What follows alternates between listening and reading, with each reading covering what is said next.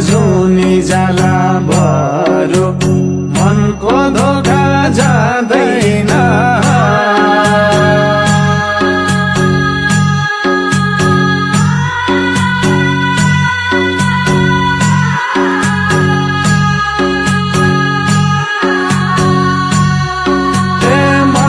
धोका जाँदैन, मनको धोका जाँदैन।